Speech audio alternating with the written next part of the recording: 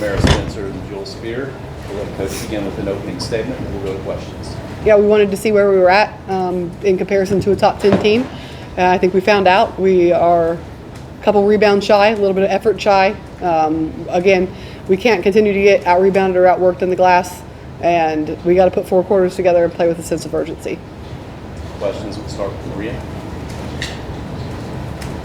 Coach, you had mentioned you would find out how close you were or what you needed to do. Part of it, you weren't doing some of the things you do really well as you typically do, and then part of it, you probably saw things, okay, we clearly have to get better here. Was it kind of a mix of both, and what are those things? Yeah, I think a little bit of both. I mean, our offense was not flowing first quarter. Really, the first half, our offense didn't look very good. And so just trying to make those adjustments quicker. And then just toughness, just playing hard. I mean, if we play like we did the fourth quarter or the last 5 minutes of that game for 4 quarters, then we win pretty big. And the reason we substitute the way we do is to play like that. And we have to play like that, and we haven't been. This is for everyone. You addressed third quarters being an issue after Thursday's game. What's it going to take to get going after halftime in the future? Yeah, I don't know. If I do, we wouldn't keep having bad third quarters. Final play of the game, is that how you drew it up? Was there an effort to get it to either Jewel or Talisha? Kind of, did you want it to end with Sarah? How did that all come? No, that's not how it is how we drew it up, but Sarah was wide open. So if you're wide open and you have a wide open 3, take the 3. And so you're not going to get a much better shot than that. Sarah's in the gym all the time. She was wide open. So even though it wasn't the play, it was a great shot. It was a high percentage shot. I'm fine with it. Didn't come down to that play. It came down to the 38 minutes before that.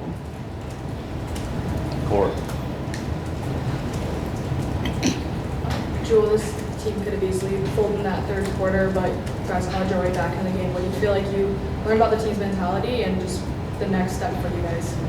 That we don't quit, no matter how much we're down by. Coach has preached, time and time again, whether you're up 20 or down 20, you have to play hard. And what we saw in the last 5 minutes of the fourth quarter is what we have to do the whole game.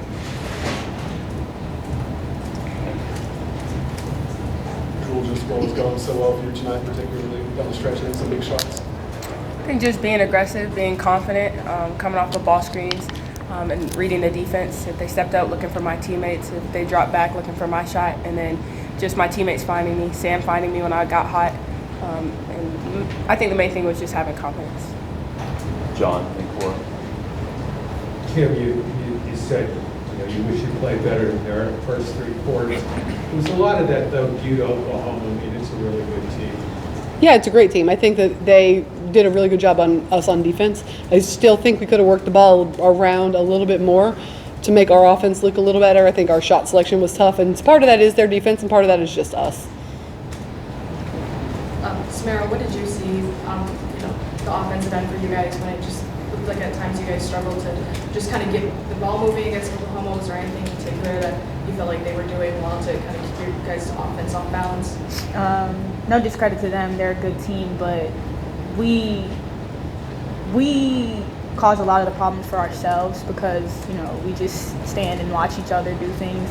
I think it's just more so about, we don't really know what each other's going to do, so we just stand and, wait for something to happen, but in all reality, it's the movement that makes things happen. So we just have to do a better job of, you standing in a place for, 2 or more seconds, you probably should be moving. And I think that that's just the biggest thing we have to work on in practice day in and day out. Jack. Coach, with the offensive rebounding tonight, what was the difference between today's game and prior games where you were able to be more successful? Part of it is effort. I think for the first 3 minutes of the game, I didn't see one person crash. And that kind of comes to pace a little bit. The first 3 minutes of that game, they were rough, right? They were up and down. We were a little bit tired. We couldn't get our subs in quick enough.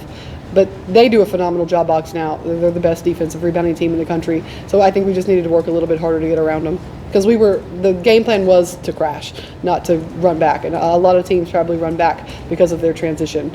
And when we did crash and we were matched up, make or miss, we got something great out of our press. Okay. Kim, how would you evaluate what you got in the post defensively against Rankin Beers and so on? Yeah, I'll have to go back and watch the film. I do think we had some letdowns, a couple fouls, we didn't want any and ones, and those are momentum killers, and we had some at the rim with Beers and everyone. I mean, just multiple positions where, again, in a 1-point game, we talked about it before the game, if you choose to sit behind them, you're going to get scored on, and it's going to cost us a game. Flat out said it on the scout, and we're going to go back and look at the film and see how much we were fighting to try to get in front. Cora.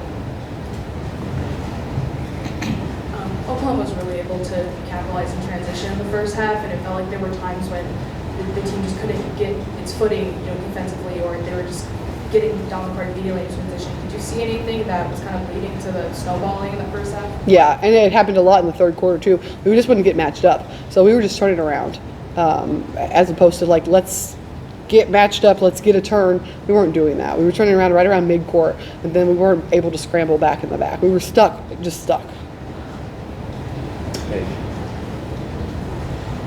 So what do you think it says about the team's like effort, resiliency? I know that's a word we've mentioned a couple of times, but to bring this down to a 1-point game, obviously the fans got pretty loud towards the end too. What does that say about this team's focus to be able to pull that part off? Like I said, I think we just have to be focused the whole game. We can't wait until the fourth quarter, the last 5 minutes to turn the switch on.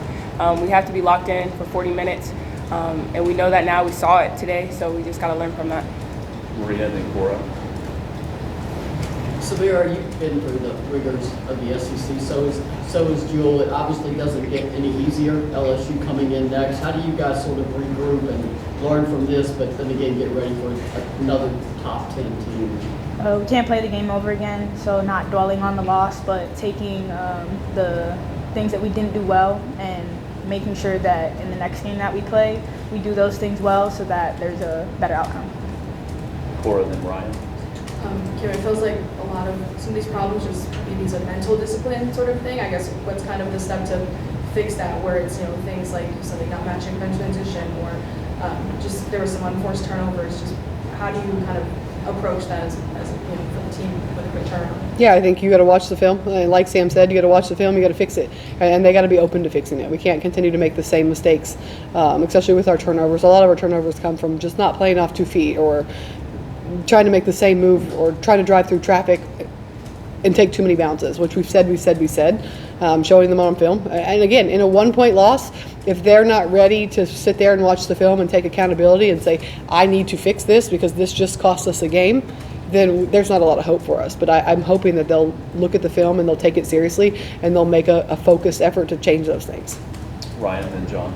Kim, the other day you were talking about how sometimes you lose games, we play harder, and you just kind of have to take it. Was this one of those games, or is it more frustrating the things that didn't go well? Yeah, I don't think we played harder than them. Mike and John.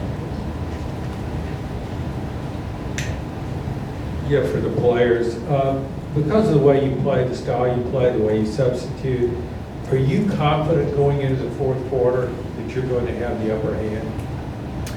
Yes, I mean that's what we focus on the whole entire game, is to wear them down so that in the fourth quarter we have that compounding effect.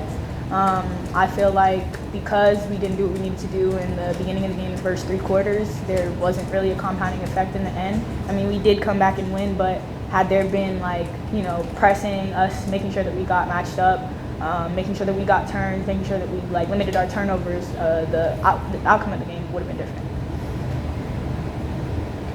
Maria. Coach, you've said you can have much more teaching moments from a loss. I know you're still digesting this game, but what do you think are some of the primary teaching moments you're going to point out for your team? Yeah, I'm hoping that they will take the box out seriously now. I'm hoping that they will understand that in big games, every possession matters. And because we have so many possessions, in some of our other games, every possession didn't matter. And we played like that. And that can't continue to translate into the SEC. And we're going to pick all of those apart on film. Final question, Cora. This is for both Jewel and Samara, as veterans, senior leaders on this team. Kim's just talking about you guys watching film. People are going to have to take accountability. How do you guys kind of approach that as leaders to make sure that message reaches the whole team? Just before we go to film, making sure everybody's taking notes and actually paying attention and taking accountability. No pointing fingers. We're all in this together. You see the mistake, just fix it. So I think accountability is a big thing, but also going into practice, like Sam said, we can't dwell on this loss, but we have to learn from it and make sure that we don't make the same mistakes. Thank you. Thank you.